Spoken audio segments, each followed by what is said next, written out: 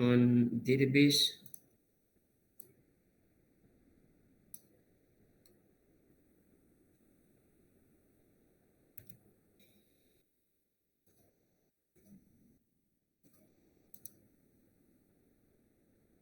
Okay, chapter 7, the web and database. For this one, some of the content are repetition, okay, from your database subject, from your database class. You all dah ambil kan kelas subject database? Dah, Doktor. Dah, okay. Jadi tajuk hari ni mungkin sikit boring lah sebabnya you cover dalam satu semester untuk subjek database saja. Lagi detail. Cuma hari ni kita akan ulang kaji je sebahagian topik-topik daripada subjek database. Jadi ni adalah ulangan.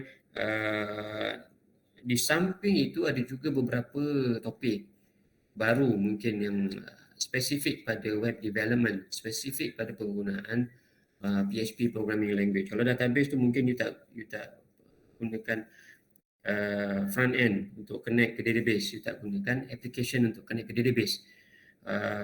You gunakan PHP MyAdmin contohnya, ataupun you gunakan command prompt, console based interface untuk interact dengan database ataupun create table, run query dan sebagainya. Okay, tapi untuk web development ni kita akan tengok macam mana kita boleh gunakan front end, kita boleh gunakan coding, okay, untuk access ke database, untuk manipulate data. Jadi ada beberapa teknik, okay, yang disediakan yang you boleh pilih untuk gunakan bagi membolehkan program ataupun aplikasi itu connect sambung ke database. Okay. Dalam topik ni kita tak cover advanced topik macam connection pooling. Okay, jadi kita ada konsep yang agak advance. Jadi kalau masa akan datang, kalau you nak buat sistem yang besar contohnya untuk satu organisasi, ataupun kamu set up syarikat sendiri, kemudian kamu bercadang untuk buat aplikasi yang mana penggunanya akan berpotensi untuk ada ramai pengguna, okay, berjuta-juta pengguna contohnya. Okay. Jadi teknik-teknik yang asas yang kita belajar hari ini, yang kita belajar sebelum ni dalam kelas database mungkin tak sesuai untuk aplikasi sebegitu. Okay, sebab sistem yang kamu develop tu, sistem tu akan digunakan oleh ramai orang. Sistem tu mungkin perlu connect ke banyak sistem lain. Okay. Jadi bila ramai pengguna yang gunakan sistem kamu kena gunakan beberapa teknik untuk membolehkan penggunaan sistem tu efisien, penggunaan sistem tu cekap. Okay, jadi ada beberapa topik, advanced topik yang kita tak cover. Contohnya thread pooling, connection pooling. Okay, kita create connection banyak. Okay, dan macam mana kita nak pastikan yang setiap connection tu dapat connect, dapat query data daripada database dan sebagainya. Okay, itu salah satu topik. Topik lain mungkin berkaitan dengan database ni, high availability, HA contohnya, high availability. Jadi dalam teknik high availability ni kita set up server kita beberapa mesin. Okay, beberapa mesin akan run server kita. Okay.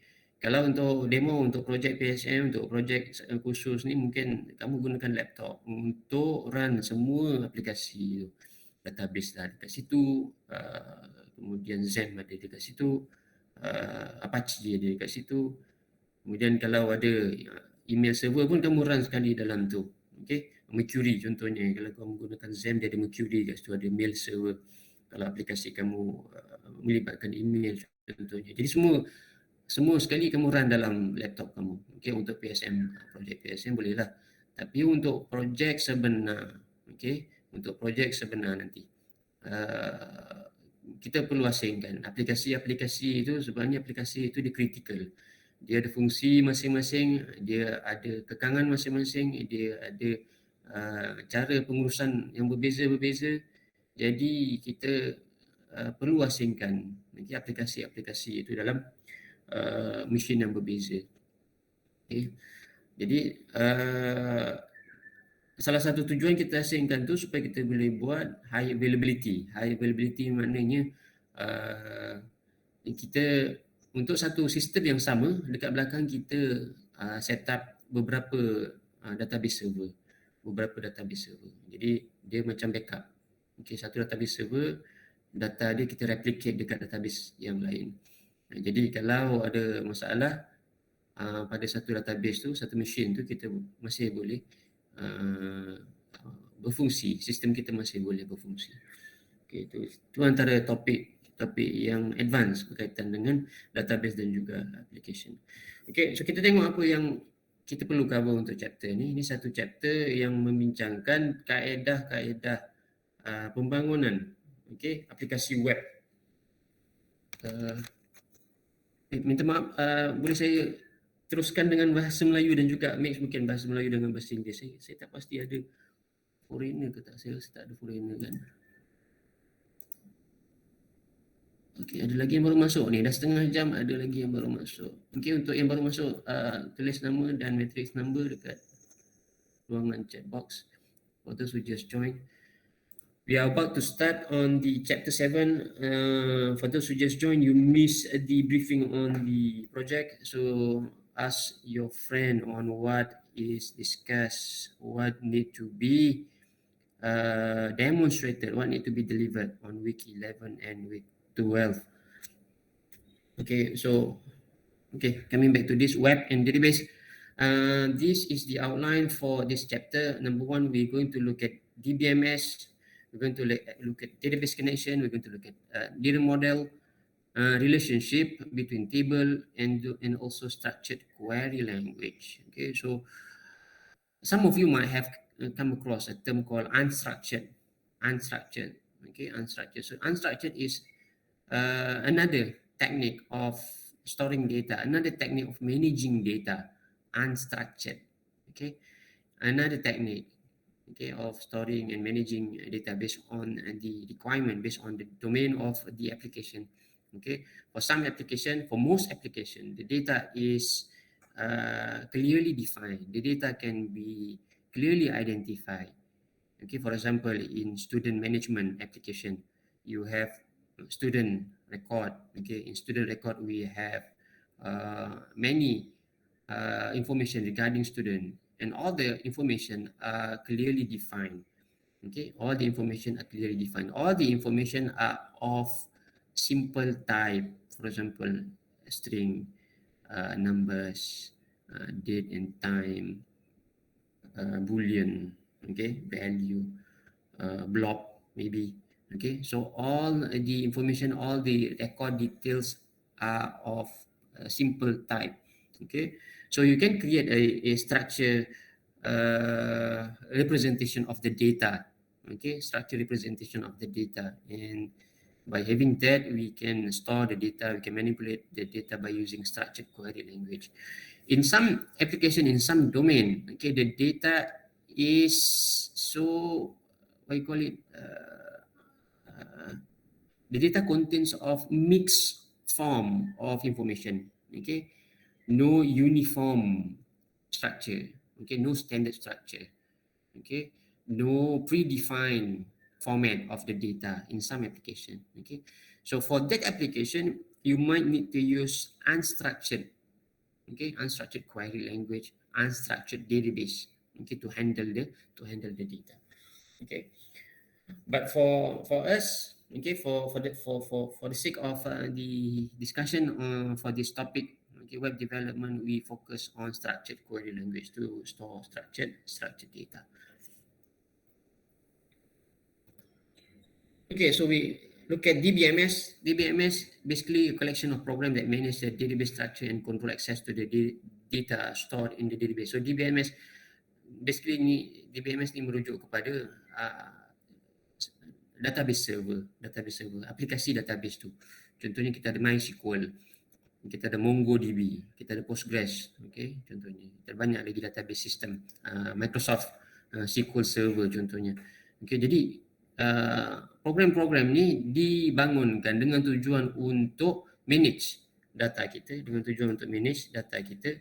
manage structure, okay, dan juga membenarkan akses, membenarkan akses. Okay, jadi dia macam macam apa ni,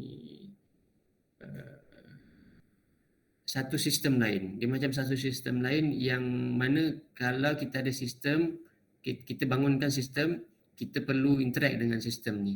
Kita perlu interact dengan sistem ni. Jadi ada kaedah dia untuk kita interact dengan sistem ni. Okay, jadi sistem ni yang akan handle macam mana nak simpan data, kat mana nak simpan data, kat mana kita nak letakkan rules, kalau ada rules, kalau ada constraint, okay, kita boleh specify constraint. Jadi dia akan pastikan data yang kita masukkan, data yang kita nak insert tu mematuhi rule, mematuhi constraint yang dah ditetapkan. Okay. Jadi dia membolehkan kita akses data dan juga membolehkan admin untuk mengawal data tu. So the access can be controlled. Who can access what? Okay, who can access what? Okay, so ini adalah DBMS. Ini adalah contoh DBMS, Database Management System. Kita ada MySQL, SQL Server, Oracle dan sebagainya. Okay. MySQL free open source relational database. It is a component of LAMP atau XAMPP dan yang sewaktu dengannya lah contohnya. Yang kita biasa pakai tu XAMPP. Okay. Ada juga versi yang lain called LAMP. LAMP ni untuk Linux. Okay. Linux. Okay, jadi dia punya komponen dia sama aja. Komponen dia sama aja. Dia ada Apache, dia ada MySQL dan dia ada PHP. Okay. Atau setengahnya ada Python. Jadi P ni kadang mewakili PHP, mewakili Python. Kalau zaman dulu saya tak pasti sekarang masih gunakan lagi, saya rasa tak guna dah. Coding Perl contohnya. Okay. Jadi kita ada LAMP ataupun XAMPP. Jadi MySQL ni run on Linux, Unix, Microsoft Windows, Mac OS dan dia juga boleh run dalam Android sebagai embedded. Okay. Jadi MySQL ni dia canggih, kita boleh run dia sebagai embedded database. Embedded ni maknanya dia macam dalam bentuk file kecil, lepas tu dia ada fungsi-fungsi asas untuk digunakan sebagai database. Kita boleh query, kita boleh insert. Okay. Jadi penggunaan dia lebih kurang macam database. Dia tak macam flat file biasa, dia tak macam file biasa, macam text file. Okay, dia tak macam text file. Tapi dia dalam bentuk file yang simple, mungkin satu atau dua file. Okay, jadi dia dipanggil sebagai embedded database. Ini penting kalau kita nak develop mobile application. Okay, mobile application. Okay, some mobile application you want it to be what you call it? You want it to be deployed as a standalone application without having to without able to connect to internet, without able to connect to cloud database, for example. You want to make a standalone application, okay, Android application, for example, mobile application standalone, okay. Your application requires some database function, okay. So you can use embedded database, okay, embedded database to be we call it to be added to your application, okay, to be added, to be run together in your application, in your mobile phone. Okay, so your application can run without cloud, without internet connection. Okay, so you can have that. Access to database on, okay, so access to MySQL ni kita gunakan structured query language, can be used in many different programming language. Kita boleh gunakan PHP, kita boleh gunakan Java, C#, C++, C, Python, okay, dan sebagainya, R dan sebagainya. Okay, jadi dia dia punya interfacing dia sangat meluas. Untuk penggunaan dia sangat meluas. Okay, ini adalah pseudocode untuk menggunakan database. Pseudocode untuk menggunakan database ataupun pseudocode untuk develop application bersama-sama database. Okay, jadi dalam aplikasi kita kena implement coding untuk connect, kita kena implement coding untuk select database, kemudian coding untuk write SQL statement. Jadi SQL statement ni ada banyak jenis kan. You all pun tahu kita boleh ada insert data, kita boleh ada update data, kita boleh ada delete data, even kita boleh create new table, kita boleh update table, kita boleh modify table dan sebagainya lah. Semua ni adalah antara fungsi yang ada dalam SQL statement. Okay, jadi kita boleh write SQL statement gunakan coding, lepas tu kita boleh execute SQL statement ni. Kita boleh execute SQL statement ni melalui coding, melalui aplikasi. Okey. Kemudian kita kena close connection. Kita kena close connection. Ni sistem architecture, an architecture that separate web server and database server. Okay, jadi kita boleh ada 2 tier ataupun 3 tier. Kita boleh ada 2 tier ataupun 3 tier. Kalau macam buat development ni kita consider sebagai 3 tier lah, sebabnya kita ada client side, kita ada server side, kemudian kita ada database. Untuk setengah aplikasi, contohnya desktop application. Okay, desktop application. Okay, biasanya kita buat guna 2 tier. Okay, dia punya aplikasi itu dekat dalam desktop. Kemudian ada mesin lain yang akan run database yang membolehkan aplikasi dalam desktop tu untuk query ataupun dapatkan data. Okay, jadi kat sini kita dekat belah kanan ni kita punya server. Kita ada 2 jenis server, satu database server, satu web server. Boleh berada di lokasi yang berbeza. Dan sebelah kiri ni adalah user kita. Okay, jadi kita target user kita untuk akses gunakan pelbagai device, pelbagai jenis komputer lah. Telefon pun komputer juga. Okay, laptop ni boleh digunakan untuk akses. Okay, jadi architecture ni dia berdasarkan kepada request respon.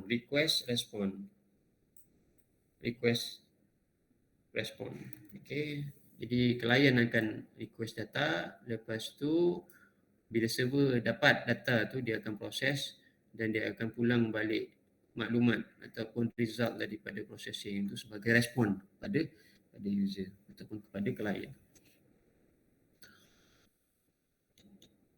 Okey, kita ulang balik. Tapi kat sini biasanya kebiasaannya user ni dia tak boleh direct access kepada database. Okey, untuk aplikasi yang common, yang biasa. Okey, aplikasi yang biasa kita tak benarkan connection sebegini.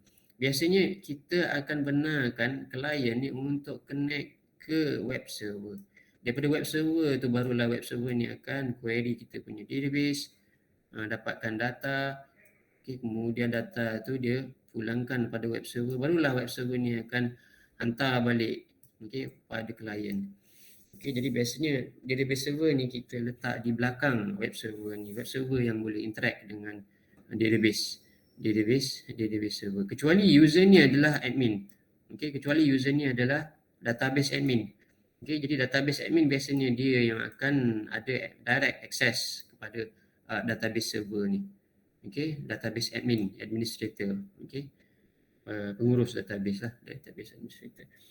Okay, jadi dia boleh direct access ke database server ni menggunakan pelbagai interface lah. Boleh gunakan web interface, boleh gunakan terminal, boleh gunakan konsol dan sebagainya.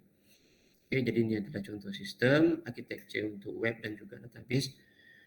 Database connection required information. Ini adalah maklumat yang diperlukan. Sebelum kita dapat connect ke database, kita kena tahu hostname, ataupun kalau kita tak tahu hostname, kita perlukan apa?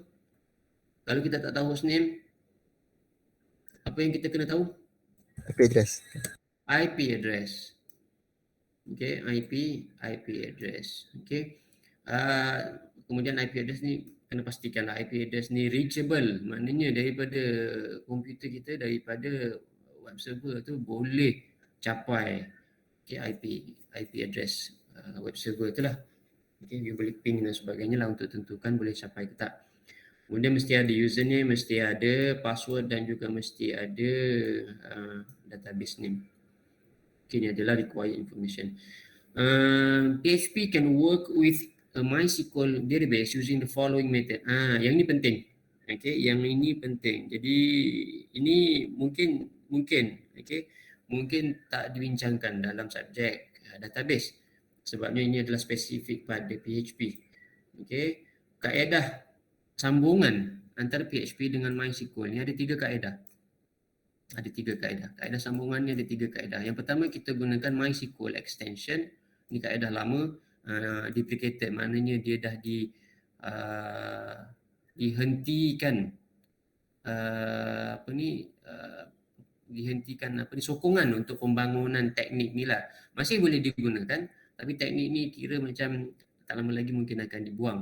macam itulah. Deprecated ni dia dah tak ada lagi pembangunan, dah tak ada lagi, maknanya developer MySQL dah tak buat fungsi baru, dah tak buat patching dan sebagainya lah. Tapi masih boleh digunakan sebab sistem-sistem lama mungkin banyak yang gunakan, sistem lama masih gunakan lagi kaedah ni. Nama dia MySQL,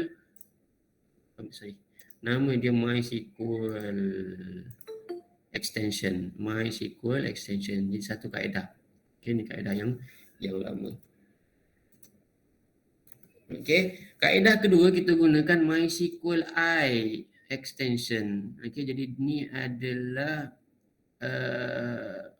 enhancement. Okey, enhancement untuk yang lama ni. I ni stands for improve. Okey, jadi ni lebih kurang macam yang atas. Okey, cuma ada sedikit perbezaan. Okey, dari segi handling connection, dari segi handling session dan sebagainya. Okey, jadi ni yang kita gunakan. Ni yang kita banyak gunakan. Ini yang kita banyak gunakan. MySQL extension. Kemudian yang ketiga, kaedah yang ketiga kita ada PDO. Okey, PDO. PDO stands for PHP Data Object. Okey, ni adalah kaedah ketiga. Okey, kaedah pertama dengan kaedah kedua ni, ini khas untuk MySQL ataupun keluarga MySQL lah, contohnya MongoDB itulah, boleh kita gunakan ni MySQL ataupun MySQL I. Okey, tapi kaedah ketiga ni terbuka. Ini bukan setakat untuk MySQL, you boleh gunakan ni untuk connect ke lain-lain database. Okey, PDO ni you boleh gunakan untuk lain-lain database, PostgreSQL boleh, Microsoft SQL Server boleh, apa lagi?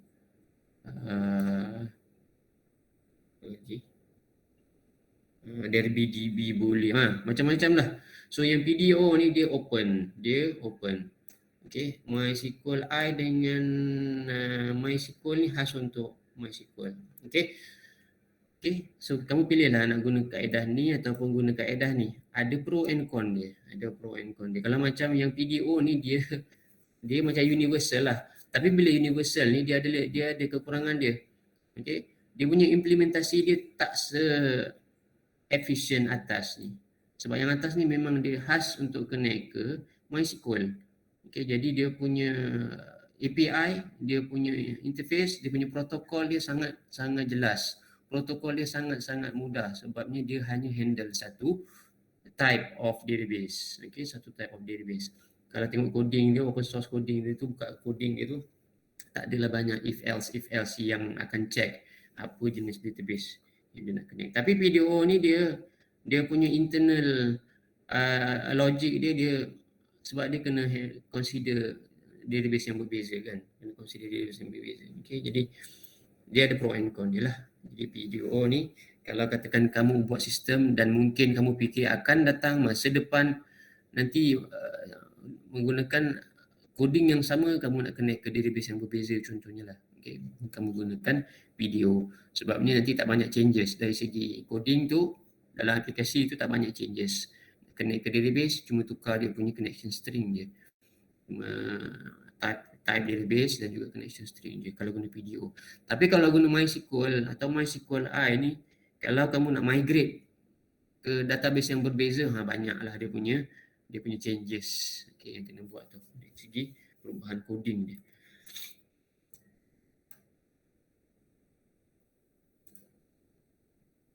Okey.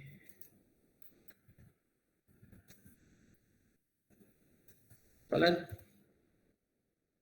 Jadi untuk Jadi untuk projek kamu tu pula, kamu nak gunakan yang mana satu? MySQL I, MySQL, tapi saya tak cadangkan kamu guna ni lah sebab ni dah deprecated. Deprecated ni biasanya kita dah tak guna. Okey, so gunakan MySQL I ni ataupun PDO. Okey, MySQL I extension support the following approaches. Okey, jadi untuk MySQL I ni pula dia ada lagi pecahan teknik untuk connect, untuk connection ataupun coding tu. Okey, satu you boleh guna procedural, okey, ataupun you boleh gunakan object oriented teknik untuk connect. Okey, boleh gunakan prosedur ataupun object oriented technique. Jadi untuk MySQL ni ada dua kaedah, satu procedural, satu object oriented. Okey. Saya tengok tak banyak beza dia dari segi sintax dia, dari segi sintax. Okey, dan juga cara kamu akses method dalam library connection. Okay, so yang ni apa ni, MySQL reference to a complete list of properties and method of MySQL. Jadi kat sini dia bagi link untuk documentation yang complete lah untuk MySQL. Kamu boleh tengok ni kemudian. Okay, ni contoh procedural MySQL yang kaedah pertama. Dalam MySQL kamu boleh gunakan procedural. Procedural ni dia punya cara dia, kamu panggil prosedur ataupun kamu panggil method. Okey, contohnya macam ni. Ni untuk connect kita panggil method ni. MySQL connect. Kemudian kita gunakan assignment operator. Okey, dan value yang dia return tu akan di-assign pada variable ni lah. Okey.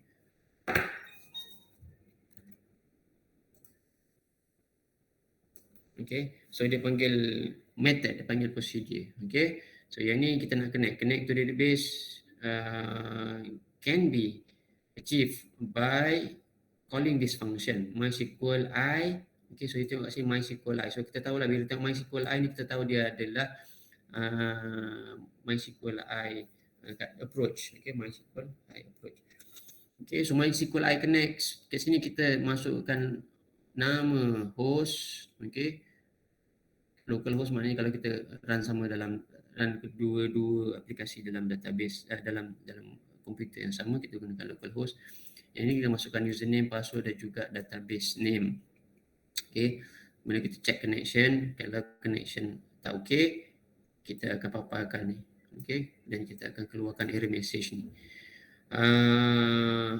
Kalau connection okay, dia akan abaikan yang atas, dia akan paparkan yang ni lah, connected successfully. Okay, so ini adalah setup. Ini adalah connection setup. Jadi kamu boleh letak ni dalam satu PHP file. Okay, PHP file. Lepas tu boleh je include PHP file yang sama untuk PHP file yang lain-lain. Jadi boleh reuse the code. Okay, reuse the code, masukkan ni dalam satu mungkin connection.php, kemudian kamu punya coding untuk fungsi-fungsi yang tertentu, untuk simpan data daripada form, untuk display data daripada database dan sebagainya, boleh letak dalam file yang berbeza. Okay, contohnya kat sini kita nak retrieve data. Okay, kita nak retrieve data. Jadi bawah ni kita gunakan select statement, select from database. Kita assign sebagai query. Kemudian kita gunakan prosedur lain ataupun method lain. Okay, ini adalah procedural. Okay, jadi yang penting kat sini adalah kalau gunakan procedural, okay, kita gunakan kaedah memanggil method kat sini, memanggil method.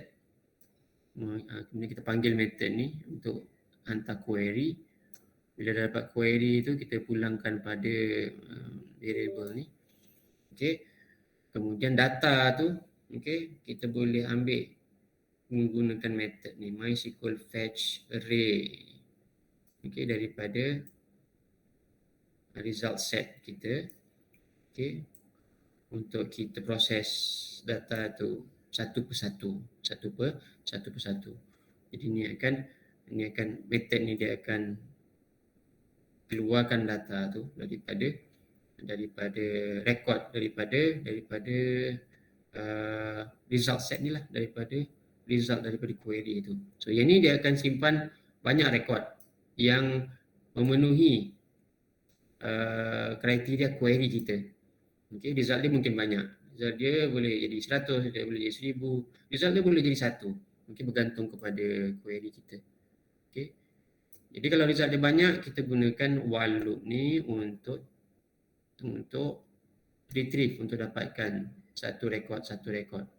Okay, untuk dapatkan, to retrieve the record one by one.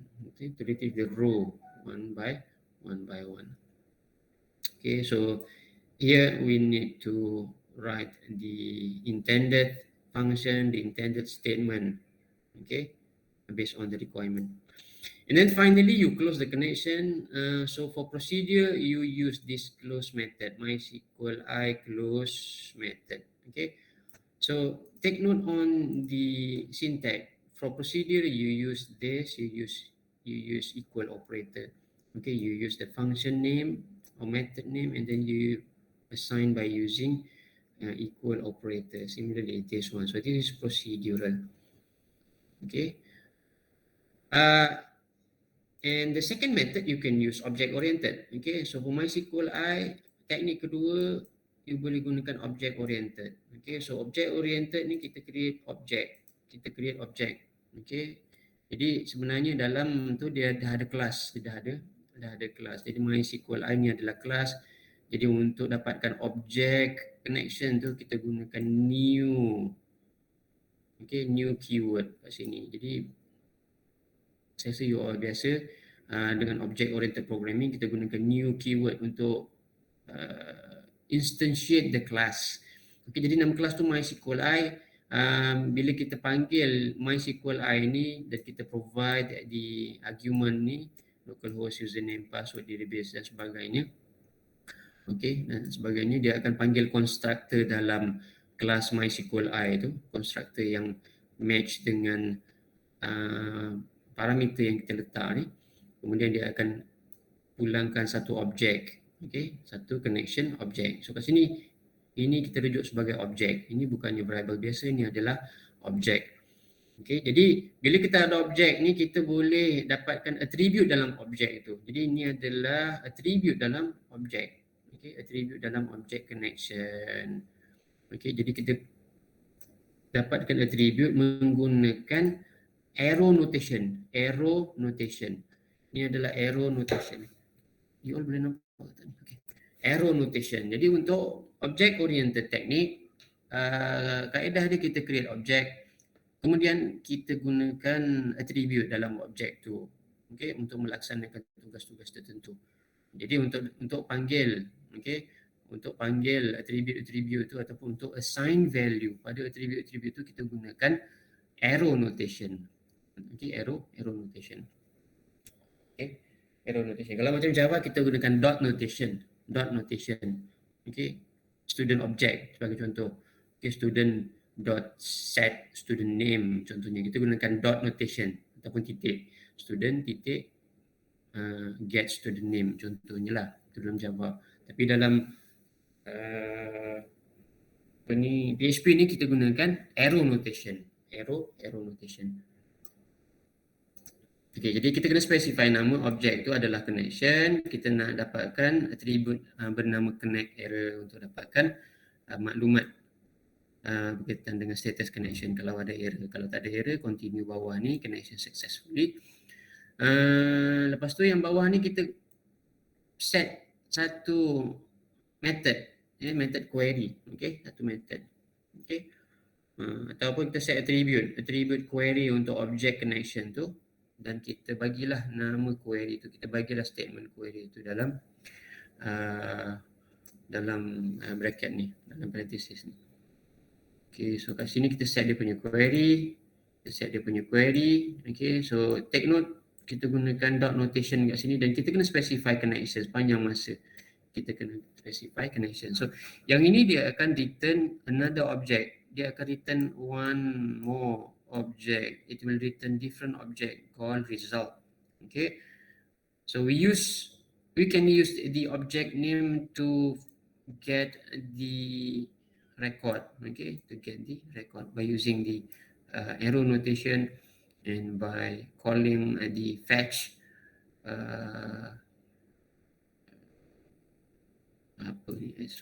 association. Okay, so kita gunakan method. Okay, kita gunakan method daripada objek tu untuk dapatkan row, row. Okay, so ini pun satu objek. Okay, ini pun satu objek. So yang bawah ni kita nak print keluar. Okay, kita nak print keluar berdasarkan nama kolom, Okay, so Ini adalah object oriented. Dan bawah ni kita gunakan arrow notation, kita panggil close method untuk tutup connection tu. Kenapa perlu tutup connection? Supaya connection tu boleh digunakan oleh proses lain, boleh digunakan oleh proses lain. Okey. Jadi satu proses, satu proses dalam web server ni, satu proses akan berfungsi untuk memproses request daripada satu klien, daripada satu user. Jadi kalau kamu katakan kamu ada 5 user yang akses serentak, 5 user yang akses serentak, 5 user yang akses web kamu serentak. Jadi dalam web server tu akan ada 5 proses. Lima proses. Jadi 5 proses, bila ada 5 proses ni akan ada 5 connection ke database. 5 connection ke database.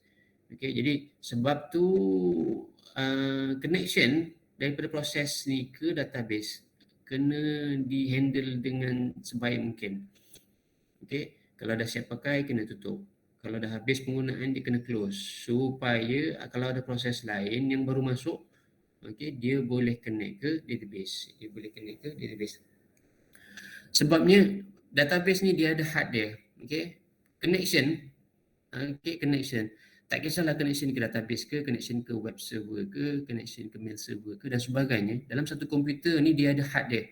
Dia ada hard dia sebab dia bergantung kepada protokol yang kita gunakan, TCP/IP protokol tu. Bergantung kepada TCP/IP protokol.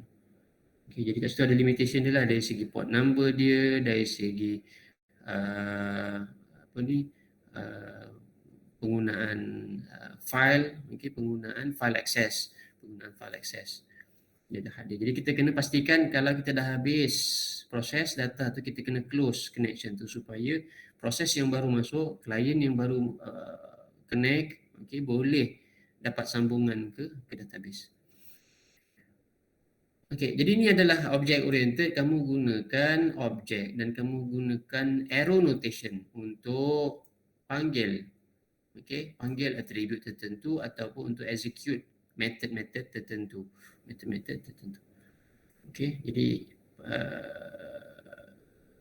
Jadi lepas ni boleh bezakanlah antara procedural dengan object oriented. Kemudian kita tengok PDO. PDO ni adalah contoh connection menggunakan PDO, connection menggunakan PHP data object. Jadi kat sini kita declare hostname, kita declare username, kita declare password variable. Kemudian kat sini kita gunakan object oriented, kita create satu objek daripada kelas PDO dan kita specify connection string tu. Kalau kat sini lah yang kita akan tentukan kita nak connect ke database apa. Kita nak connect ke database apa. MySQL ke, Microsoft SQL Server ke, Oracle ke dan sebagainya, kita specify dekat connection string. Kita specify dekat string ni. Jadi kat sini kita masukkan hostname, kita masukkan nama database, kemudian kita masukkan username dan password.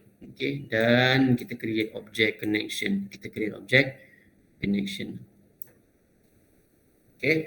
Kemudian bawah ni kita tak ada checking, sebab kita gunakan exception handling. Kita ada try and error, kita ada try and catch. Kat sini kita gunakan try and catch. Jadi kalau ada error dari segi connection tu, dia akan terus campak ke dalam exception ni. Kalau ada error daripada segi connection tu, jadi dia akan campak dan method ni ataupun block ni dia akan tangkap kalau ada error, sebab kita panggil catch. Jadi kat sini sebelum kita nak tentukan connection tu sukses ataupun tak, kita set dulu exception yang kita nak handle. So kita set dulu exception dia sebagai attribute error mode dan juga error mode exception. Jadi yang ini adalah kebiasaannya kita gunakan dua jenis exception ni lah. Okey, kemudian lepas daripada try and catch ni, okey, sama ada kita buat kat luar ni, sini, ataupun kita buat di dalam. Okey, sebelum catch ni ataupun dalam block ni, selepas connected successfully ni. Selepas connected successfully, kita boleh tulis kita punya coding untuk query data daripada database. Okey. Jadi terpulanglah kamu letak kat sini ataupun nak letak kat bawah. Dan sama juga last kamu kena close connection tu. Tapi kaedah untuk close connection ni berbeza dengan MySQLi. Berbeza dengan MySQLi. Kat sini kita cuma nullkan dia punya objek tu. Kita nullkan objek tu, jadi automatic bila objek tu dia deconstructed, ataupun bila objek tu dilupuskan, dia akan tutup connection tu ataupun dia akan padamkan connection tu. Jadi itu kaedah dalam PDO. Berbeza dengan kaedah MySQLi, kamu kena panggil method untuk close connection. Tapi dalam PDO ni dia gunakan destructor. Constructor untuk create object, destructor bila you set null, dan dalam coding destructor tu, dalam PDO class tu, dia akan buat connection termination lah ataupun close connection. Okay, itu adalah PDO. Best practices, avoid mixing MySQLi procedural dengan MySQLi object oriented. Jadi jangan campurkan, nanti confuse. Okay, kalau gunakan procedural, gunakan saja procedural dalam semua file, dalam semua program, okay, dalam semua coding kamu dalam aplikasi. Okay, gunakan salah satu saja. Okay, ini contoh lain, PHP to Microsoft SQL Server. Microsoft SQL Server, connection untuk Microsoft SQL Server, okay, kita boleh gunakan MS SQL Connect. Okay, ini adalah kaedah untuk kalau kita nak connect tak gunakan PDO. Okay, tak gunakan PDO, kita gunakan connection direct ke Microsoft SQL Server, kita gunakan MS SQL Connect. Jadi kamu specify kat sini host, IP address, username, password dan juga nama database. Panggil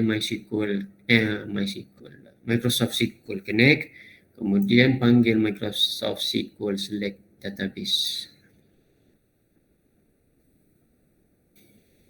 Okey, itu adalah kaedah sambungan daripada aplikasi, daripada program PHP ke database. Okay, kita tengok dekat database pula. Okay, ini adalah ulangan ni adalah mungkin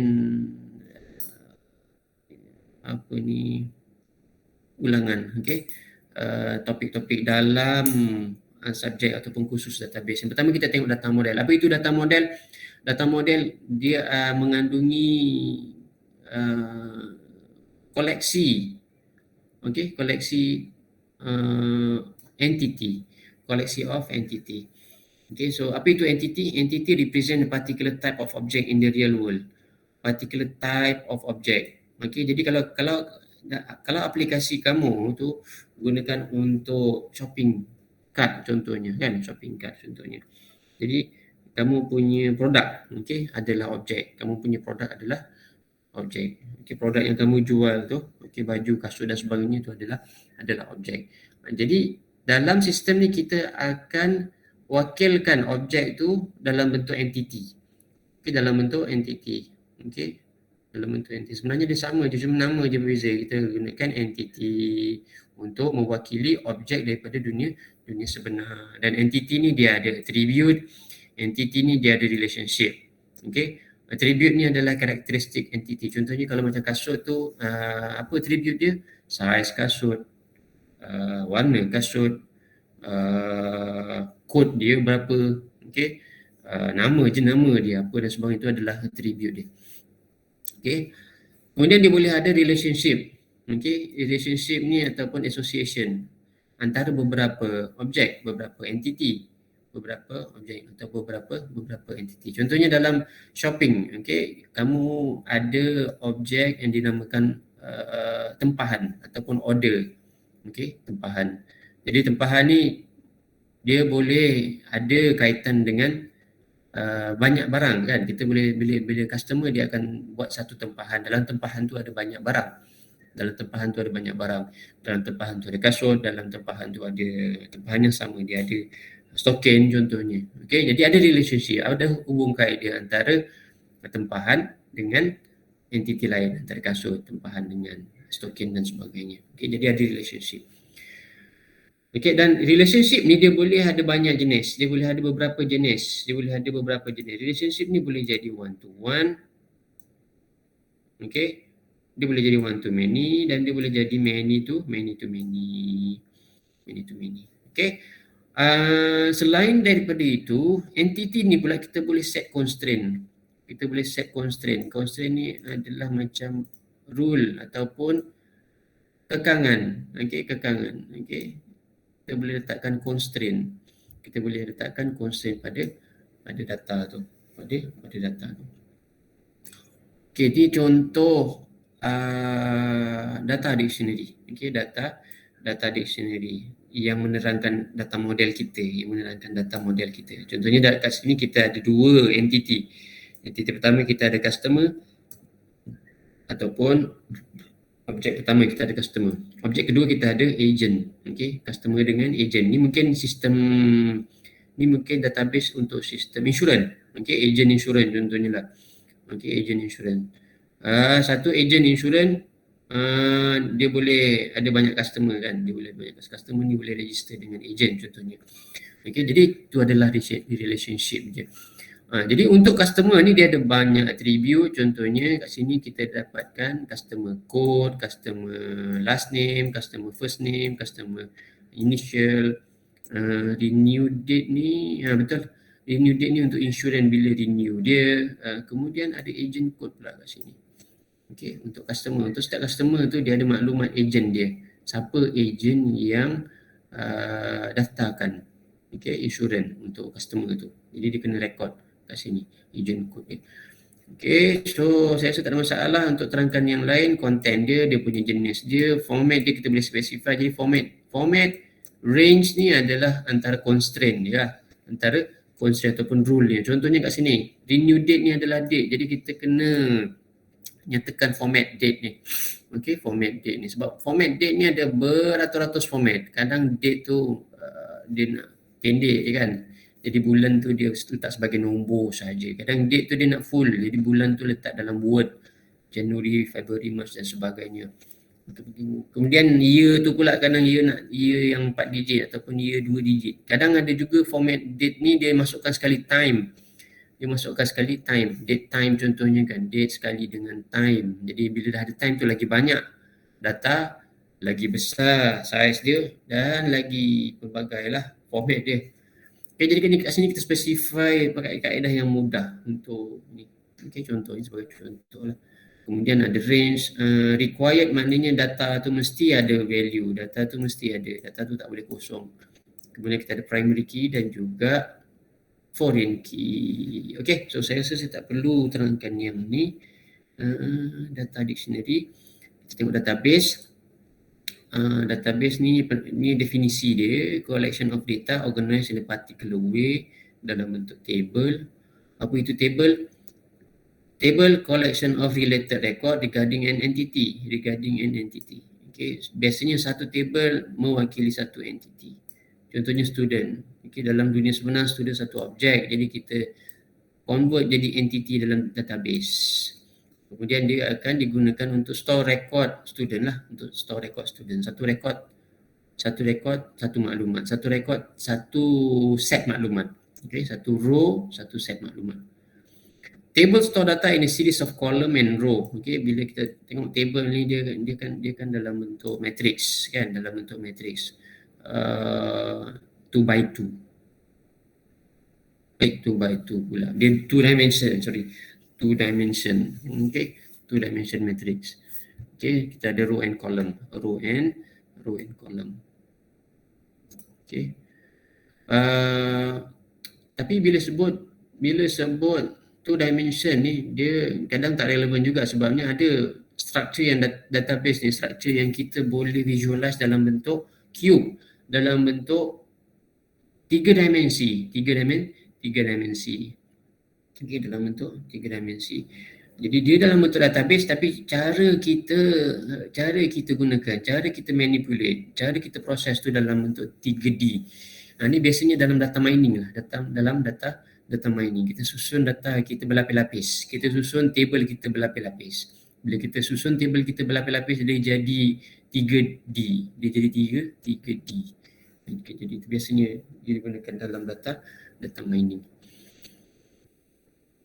Columns are attribute. Jadi apa column and row ni? Columns are attributes or quality of the entity described by the table. Dia adalah attribute ataupun sifat entity tu.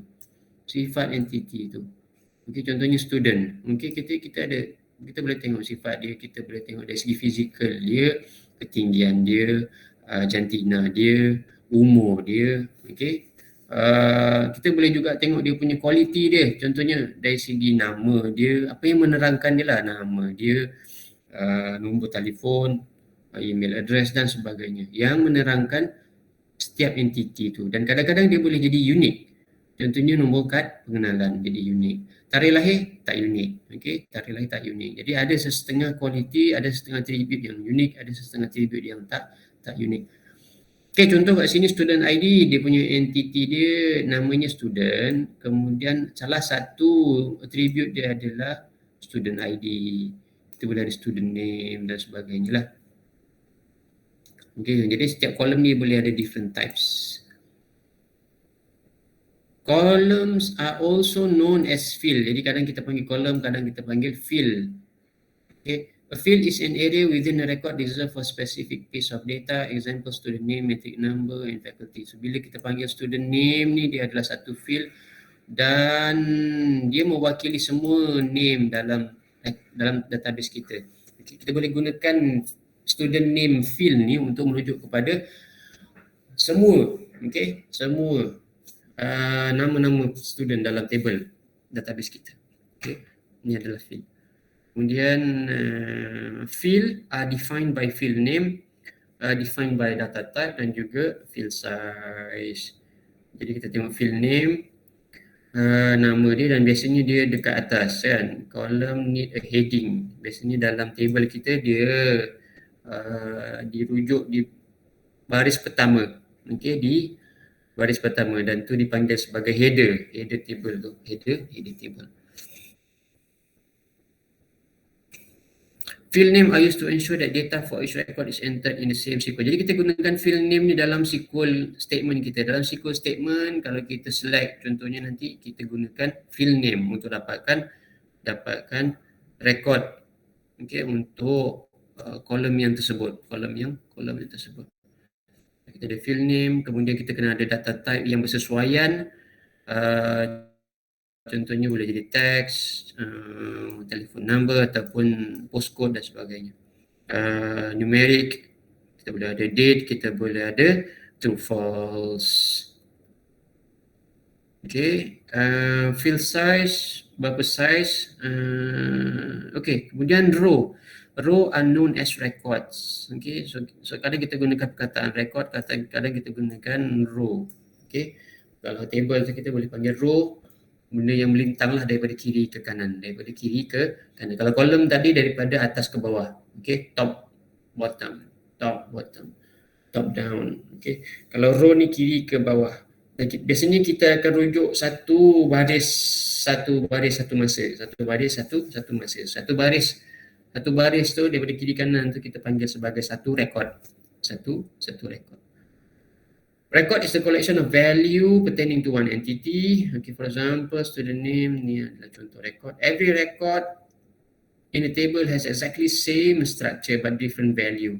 Same structure maknanya dia jenis dia mesti sama. Antara satu record dengan record yang lain, okay, dia punya structure dia sama. Maknanya dalam row tu, dalam record tu, data pertama mesti simpan nama contohnya, data kedua mesti simpan tarikh lahir, data ketiga umur contohnya. Jadi dia punya format dia sama.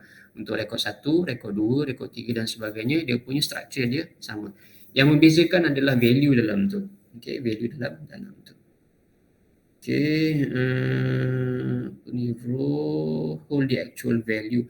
Each row is identified by the value appearing in the particular column which has been identified as a unique index.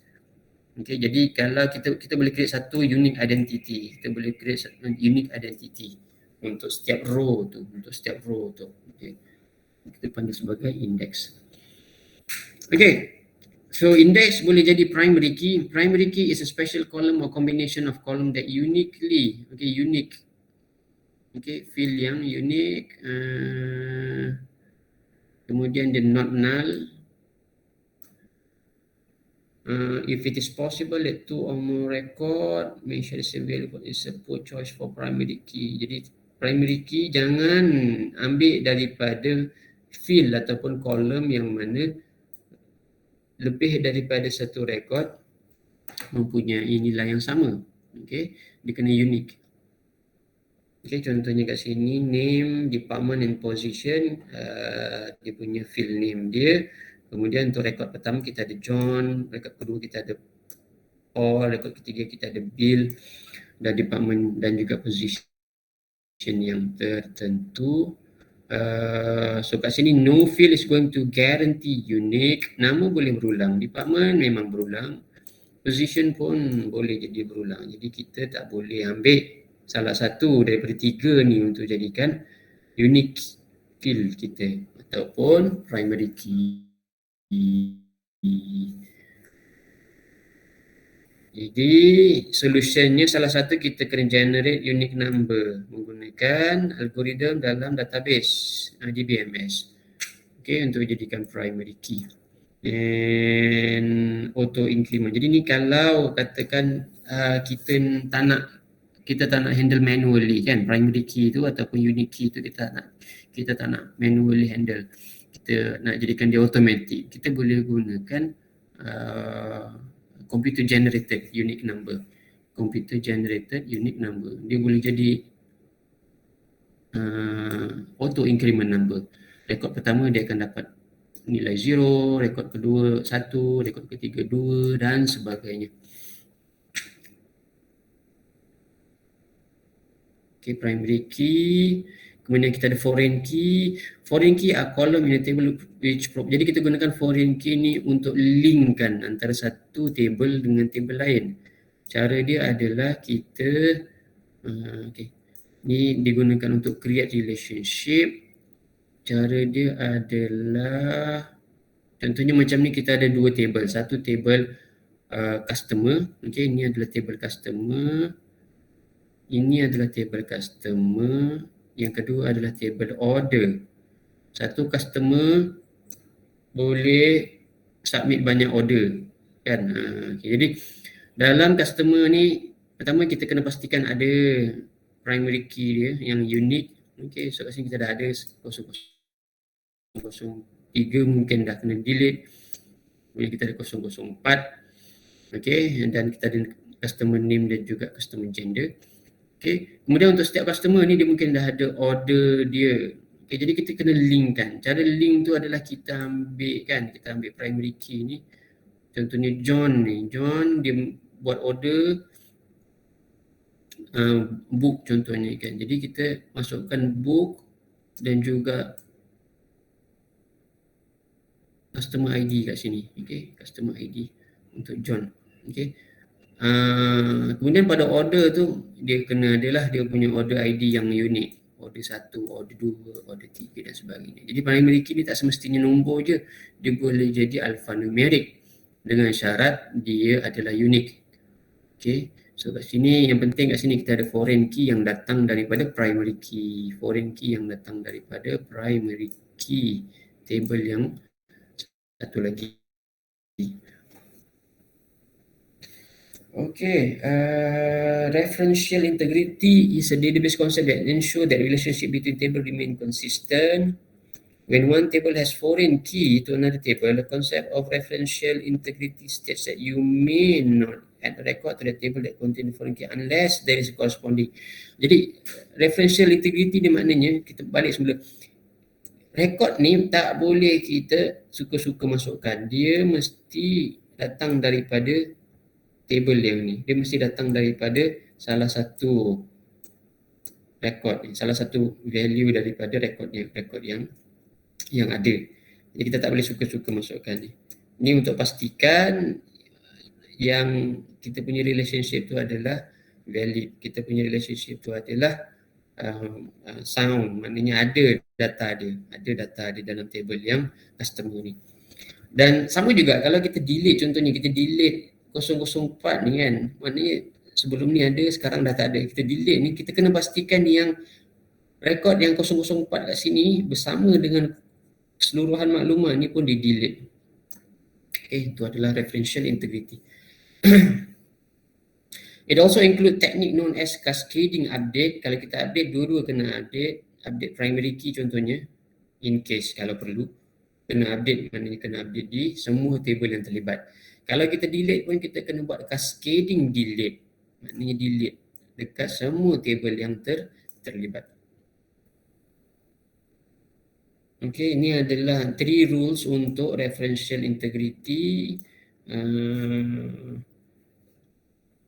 Okay, kita kena pastikan dia ada valid record, kemudian kita kena pastikan ada cascading update kalau perlu, cascading delete kalau perlu.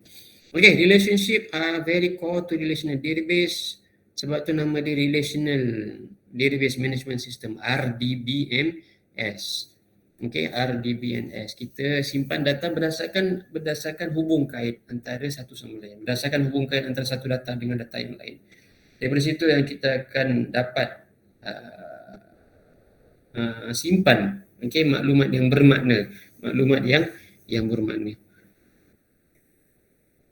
Relationship describe the connection between different table. Relationship exists between two table when one of them is foreign key. Ada 3 jenis, one to many, one to one, many to many. Each relationship are named according to the number of table rows.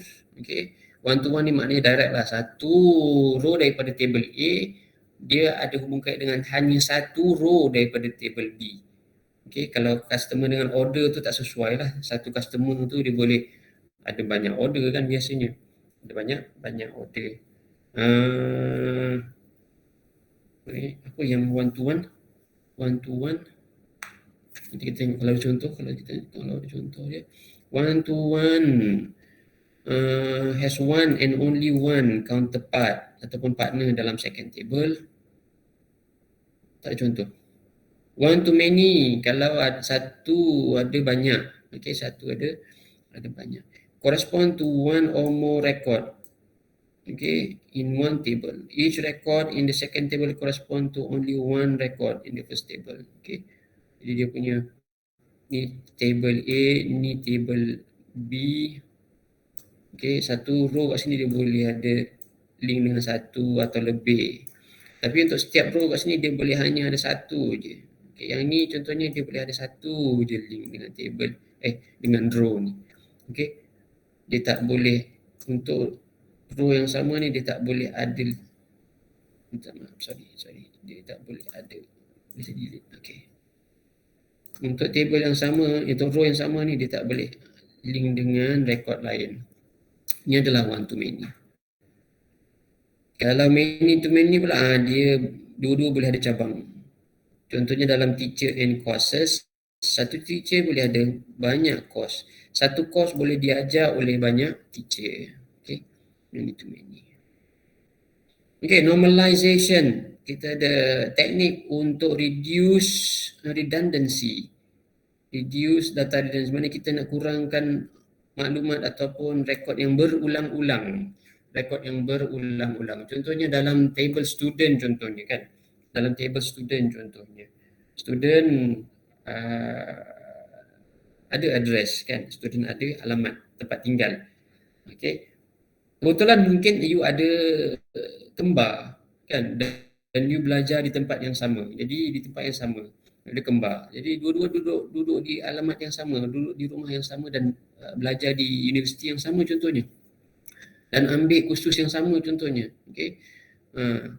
Jadi dalam database maklumat student tu unik kan, maklumat student tu unik. Kembar walaupun dia kembar tapi dia ada IC yang berbeza, dia ada nama yang berbeza. Okay, jadi kita kena create dua rekod.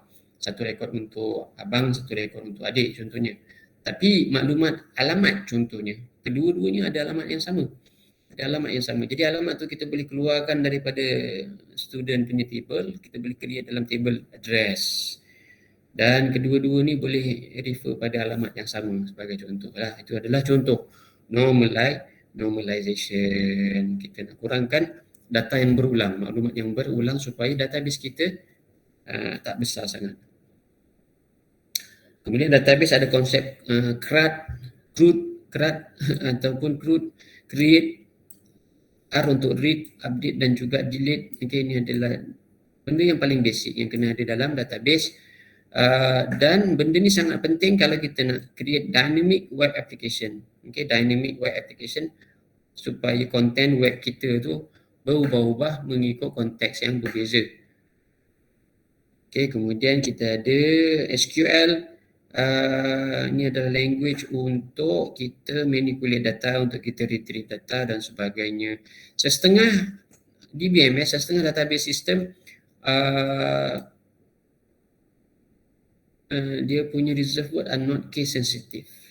Okay, but table name and table column may or may not be case sensitive depending on. Jadi sensitivity case, uppercase, lowercase ni dia bergantung kepada database lah, jenis database. Ada yang support, ada yang sama je, ada yang apa lowercase dengan uppercase di consider sebagai berbeza, ada yang consider sebagai benda yang sama. Okay, dalam SQL ni, dalam structured query language ni ada dua kategori. Ada dua kategori SQL. Okay, satu DML, okay, lagi satu DDL. Ada dua kategori query language ni. Dalam SQL ni dia terbahagi kepada dua, satu DML, satu lagi DDL. Okay, apa itu DML? DML ialah query untuk manipulate data. Query untuk manipulate data. Contohnya query untuk dapatkan dan query untuk update data. Okay, query untuk delete data dan sebagainya. Kita nak manipulate data. Kita nak manipulate record. Okay, so kita gunakan ni untuk insert, select, update, delete dan sebagainya. Okay, so kita gunakan ni lah statement-statement ni. Okay, jenis yang kedua adalah DDL, data definition. Okay, definition. Yang ni kita bukannya untuk manipulate data, tapi kita gunakan untuk manipulate database tu. Dari segi table ni contohnya kita nak tambah satu kolom ataupun kita nak buang satu kolom, kita nak tukar nama kolom, kita nak tukar dia punya constraint contohnya lah. Ataupun kita nak create table ataupun nak buang table dan sebagainya. Okay, jadi kita gunakan SQL juga, tapi dia dikira sebagai DDL type, DDL SQL, data definition language. Contohnya ni command dia ataupun ni query dia, create database, nama database, alter database, kita boleh alter, kita boleh assign different privilege, kita boleh set password dan sebagainya. Kemudian kita boleh create table yang ada, kita boleh create table baru, kita boleh modify or alter table yang dah ada, boleh delete table, kita boleh create index. Untuk table ni penting untuk performance. Okay, create index penting untuk performance. Delete ataupun drop index. Okay, untuk buang indexing untuk setengah table. Okay, jadi indexing adalah teknik untuk performance, untuk query. Untuk query dia akan susun siap-siap, okay, berdasarkan kolom, tapi tak boleh letak untuk semua kolom, tak boleh letak untuk semua table. Okay, dia akan melambatkan juga pada akhirnya. Jadi kena bijak untuk create index ni. Index ni biasanya yang frequently retrieve query ataupun frequently retrieve column ataupun table, kita create index. Okay, supaya lagi cepat dia punya capaian rekod. Okay, kemudian kita SQL select statement. Ini untuk retrieve data. Biasanya kita retrieve menggunakan column name dan kita specify juga table mana yang kita nak ambil. Contohnya select daripada table employee. Apa yang kita nak select? First name, kita nak select age. Okay, ni adalah table dalam database. Kita ada employee ID, kita ada first name, kita ada last name, kita ada age. Okay, jadi untuk tujuan tertentu kita nak ambil first name dengan age sahaja. Jadi kita gunakan select first name, age from employee. Dia akan dapat macam ni result dia. Kita boleh gunakan star untuk wildcard untuk ambil semua kolom yang ada dalam table. Semua kolom yang ada dalam table. Okay. Kita boleh buat filter gunakan where clause berdasarkan condition tertentu. Contohnya kat sini kita ada table employee. Okay. Daripada table employee ni kita nak dapatkan first name dengan last name, tapi bukan semua last name dan first name. Kita hanya nak dapatkan rekod yang mana last name dia sama dengan James.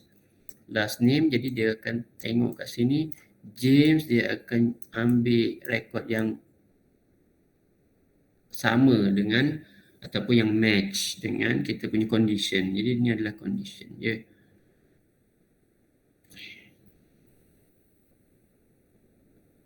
Okay, so kita dapatkan first name dengan last name yang mana last name equals to James, ataupun kita boleh specify menggunakan age. Okay. Where clause kita boleh gunakan conditional operator. Okay, kita boleh guna operator sama dengan, greater than, less than, ataupun kita boleh gunakan pattern menggunakan keyword like. Okay. Okay, selain daripada itu kita boleh gunakan and juga ataupun or. Okay, and ni maknanya dia akan check boolean kalau ni true dan ni true, condition dia.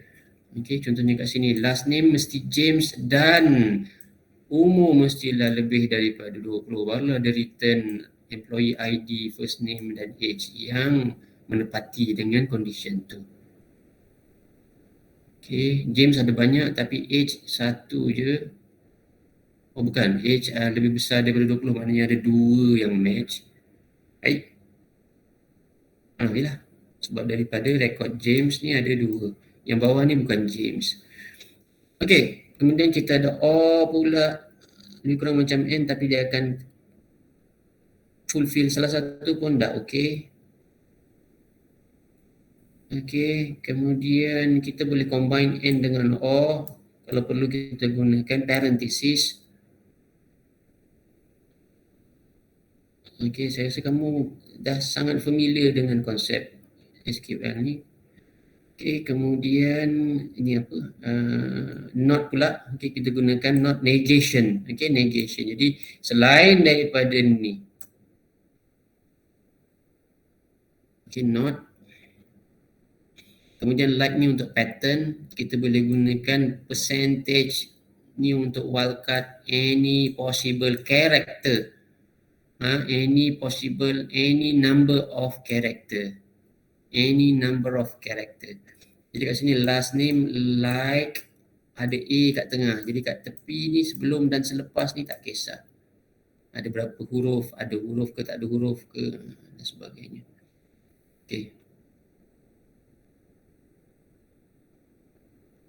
Okay, so ni match dengan A. Okay, jadi ini penting kalau kamu nak buat certain regular expression contohnya kan, jadi gunakan like. Distinct untuk dapatkan unique value. Okay, distinct kita nak dapatkan nama yang unik. Jadi kat sini ada 2 James, dia akan return satu je, James dengan Dave. Join ni kita nak join 2 table. So kat sini kita specify ini table pertama dan kita specify table kedua, gunakan ini join dan kita kena create dia punya relationship. Kita kena masukkan relationship yang hubungkan 2 table ni. Okay, so kat sini employee dengan department kita gunakan employee ID sama di kedua-dua rekod. Kita gunakan employee ID dekat department untuk match dengan employee ID dekat employee record. Order by boleh susun order by first name, kemudian order by last name. Okay. Untuk susunan ascending, by default ascending. Kalau kita nak reverse kita gunakan order by descending. Okay, yang ini pula insert, nak masukkan data, kita gunakan insert into. Yang ini kalau kita nak masukkan semua kolom, okay, kita nak masukkan data dalam semua kolom. Okay, yang bawah ni kita nak masukkan data hanya kolom tertentu. Hanya kolom tertentu, insert into table name, kita specify mana kolom yang kita nak insert. Okay, so data dia datang dari sini lah, value dia ada di values. Okay, so ini insert. Kemudian kamu tengoklah nanti detail coding ni, saya rasa tak ada masalah ni untuk kamu faham. Update untuk kemaskini data berdasarkan kepada condition, delete, nak buang data. Okay, dan itu saja untuk SQL crude, create, read, update, delete. So kita tak cover yang data definition, okay, kita tak cover. Tapi you boleh buat sendiri dalam coding, nanti you boleh try untuk create table, untuk alter table structure dan sebagainya, gunakan SQL statement. Tapi jaranglah kita gunakan sebab biasanya kita hanya manipulate data, kita tak modify structure database kita, structure table dan sebagainya. Kalau kita modify pun kita akan buat dekat back end, kan, dekat phpMyAdmin tu, dekat back end tu kita akan run kat situ, alter table, ataupun kita just klik untuk delete kolom ataupun tambah new kolom dalam table, gunakan phpMyAdmin. Okay. Tapi kalau ada keperluan untuk kamu buat coding, untuk update ataupun untuk modify skema tu, untuk modify database structure tu, boleh kamu gunakan DDL, Data Definition Language. Okay, jadi untuk yang slide terakhir ni ada 1, 2, 3, 4 kalau tak silap saya, ada beberapa set coding untuk insert record ni adalah form hantar ke save PHP. Dalam save PHP ni dia ni, so ni kamu kena masukkan database connection statement, insert into person. Sebelum tu kenalah create dulu database tu, dulu, masukkan kolom yang diberikan ni atau field name yang diberikan ni. Yang ni pula untuk update record, yang atas ni kena adalah database connection di macam mana. Tak kisah kamu gunakan object oriented MySQL ataupun procedural MySQL ataupun PDO. Okay, PDO. Kita pulang. Ini untuk delete record. Okey, itu sahaja untuk topik database. Untuk topik web dan database. Ada soalan kelas?